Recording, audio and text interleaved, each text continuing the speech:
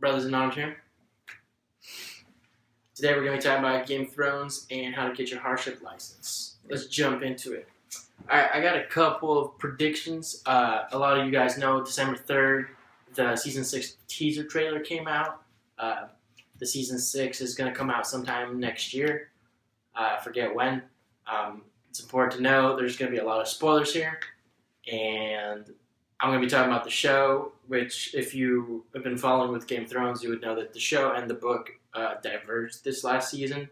So I'm going to specifically be talking about my show predictions and some general thoughts on Season 6. Talk about a little bit about the teaser trailer. It's probably 30 seconds long. It's very vague. Yeah, very vague. The one quote that I wrote down is, "The past is already written, the ink is dry," which, for me tells me like nothing. So I'm just going to talk about what I think is going to happen. First of all, Jon Snow is alive. Why do I think that? Well, Melisandre, she came back right at the last season, at the last moment she came back to Castle Black. What can she do? One of her things, possibly revive him. Now living on the premise that King Stannis is dead. His daughter is dead. That's King's blood, which can, there's power in King's blood, as we know. So, like I said, Jon Snow lives. Why? Jon Snow, I think, is Azor Ahai, reborn. He has the sword. He has, he can fulfill the prophecy. Another thing I can go about later is that Jon Snow is, Rhaegar Targaryen's son with Lyanna Stark. So that's why he's got to be alive. A lot of people are like, like the show, it just took a totally different approach in the book. So how are you going to kill Jon Snow off, one of the major characters, which this is Game of Thrones. They kill off anybody, but there's so much prophecy going behind Jon Snow. And Kit Harington, the actor, he's already been seen, he's been cast for this season. Now, it could be only for a flashback or something, but more than likely, he's back. They focused on him being alive. In the teaser trailer, he was alive. Now, is that a flashback? Because there was a lot of flashbacks there in that teaser trailer. I don't know. But it ended also with him bleeding out. So, but like I said, everything's just a little too convenient. There is a setup for him to be alive. Another quote that I just remembered, I'm paraphrasing, is Maester Aemon, when he said, kill the boy and let the man be born. And that would make sense because Jon Snow, he's sworn to the Night's Watch, so he's no good to anybody, in the grand scheme of things, if he's just gonna chill at the wall. But guess what? Part of your oath is being part of the Night's Watch is that you get relieved by death. And guess what? He just died. So when he comes back, technically, if you're reading between the lines, I think he can argue that, he can get relief from his duties because he already died once. Oh, Yodo. So, hello, darkness, my old friend. Yeah. The second thing I want to talk about is something that book readers know, and if you've watched the show, you're probably like, what? In the book, Aegon Targaryen, or what, is said to be Aegon Targaryen, lives, and he rides with the Golden Company. Anyway, in the book, by last season, Aegon Targaryen, the Golden Company with Jon Cohen, were already landed back on Westeros. And they were taking over some castles. Like I said, spoiler alert for the books. And they were, going to try to rally Dorne with them. No mention last season. So I think it's already too late to introduce Aegon Targaryen. Therefore, I say they're just gonna YOLO out and just scratch that huge major character. So definitely, I'll be super surprised if they introduce him in Season 6 because it'd just be too deep in the story. Another thing is we all know Daenerys is gone. There's 3 guys left alive. Tyrion, Jorah, and I can't believe I forgot the third guy's name. But anyway, they're left in Meereen because Daenerys deuced out. So, Tyrion, he arrived just in time for nothing to happen because she's gone. So and he's such a major character. He's not gonna like sit idle. I think that in some shape, he's gonna fill some kind of role in Marine. You know, he's had experience with King's Landing, so I definitely think that there's precedence for him to be in some shape or form, maybe just backed by the Unsullied, to be, you know, a temporary, you know, ruler of Marine. And the last thing I want to touch about, and this is something that I think a lot of people don't agree with, but there's a core of us people that in the sight of the Lord of Light still believe that King Stannis lives. Why? Because first of all, he is the true heir to the throne. Second of all, Brienne, you know, every other major character has had like a kill scene. You know, you've seen, you know, with Eddard Stark, Sean Bean, Boromir of Gondor. You know, you saw his head come off, even though they cut scene right where they're chopping his head off, but from another angle you've seen it come off. So there's no doubts. But with King Stannis, they left it ambiguous.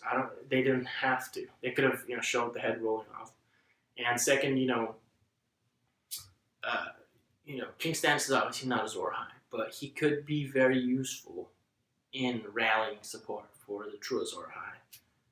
He's one of the best, battle commanders in Westeros. He could be, crucial for, it's like an aid to Azor Ahai, Jon Snow. So, and the other thing is, he's, one of the last chances for Sansa, and Brienne swore an oath to, she swore an oath to Catelyn Stark to do everything she can to, protect Sansa. And King Stannis could be the key to that. So I love that quote when he says, go on, do your duty. And she almost thinks about it for a second, what does that even mean? Just totally threw her off guard. So I think Brienne, she did do her duty and let him live. So, yeah, King Stannis lives. That's all I gotta say about that. So those are my 3 predictions. Here's the thing about that. I was just reading an article. There's been over 40 shows that have brought characters back to life. So if they're following the trend, for example, one I was reading, The Walking Dead, obviously Glenn was killed and then he comes back. But there's a good chance I would give it, 5 out of 7. Honestly, 5 out of 7 chance. Yeah, there's really good chance he'll come back, and I haven't even watched the show, so because it's unbiased. Yeah, because if they really wanted to kill him, they could have made it obvious. I mean, you can't bring Eddard Stark back. Yeah, it's just not there. You could possibly bring Jon Snow back. You could possibly bring King Stannis back. So, out of both of those 2, I think both of them are back. So, let's move on to your topic. All right, so. Many of you, maybe 14, 15-year-olds, getting into driving, all that stuff. I want to talk about my story, how I started driving really early. I just started. How when did you start? 15? Driving by myself to school. By myself to school legally, and that's not many things you can put together. So what I did was I obviously started practicing driving, around the neighborhood, parking lots, stuff like that, to get used to it. Then it became apparent that I needed to get to school by myself because there was no other way, no other people, and my school is 30 minutes away, so that's a big problem. So no one else to drive me, no time, no bus, it's 30 minutes away, and I just took the matter in my own hands, started researching. And, I saw this, application for a hardship license, right? And this is just for the state of Texas. I'm not sure how it is for other states. But apparently there's 3 different ways to get a hardship license. Now, if your family has financial issues, the government can back you, if you don't have enough money, if they don't have enough money to drive you or get, carpool or they can back you. They can give you a hardship license. Really easy process. Also, like family problems, like let's say like, your parents don't have legs or something, like something ridiculous. And In case you're Lieutenant Dan's son. exactly, yeah. So if you have like family problems, you need to drive because like there's no other way. That's another thing. In my case, they call it a vocational education, which is like you want to go to this school really bad. It's not a school that's in, like, there's no buses there because it's a charter school. It's a charter school. So, yeah, exactly. That's how I applied. And I think there's like one really fast track, easy way to apply for that. Because I know when I got to the DMV, they were like really oppositional because they don't want like a 15-year-old driving like on highway. Because when I first walked in the office, like I wasn't really expecting for them to give me a hardship, even though it's like an emergency pretty much. And they were really oppositional. The like guy at the desk was like, "Nah, this is not gonna work out," blah blah. And then I remember asking for like the top person there or the supervisor, something like that. And they like hooked me up. Like honestly, like they're really nice about it. They understood like the situation. And within like a few days, I got my hardship license. And you gotta think it's a regular license just with limits. So like Monday through Friday, you can drive, whenever you want, just to school and back. That's the one like catch with this. So, I mean, it's not an easy process, and like you have to be like really willing and like have a really good like cause or causation for it, because it just doesn't make sense for you to have a license when you don't need one, right? So, and you gotta think, are you ready? Like, have you practiced 4 or 5 months in advance for that? Before I even got my permit. And I got my permit then, started practicing even more. Practice, till you get really confident. But you don't want to be overconfident, but you want to be just enough to where like you're not scared of like the drivers next to you, but like, you're not driving like 120 on the highway, So yeah, that's basically the basic process.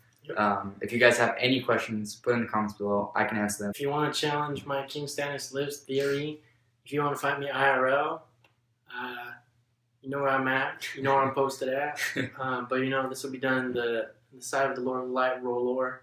And we all know what he can do. For the night is dark, full of shadows, terrors. For the night is dark and full of terror. Yeah, I don't know that reference. Alright. Alright, guys. Tune in next time where we drop some world knowledge on y'all. Brothers in arms.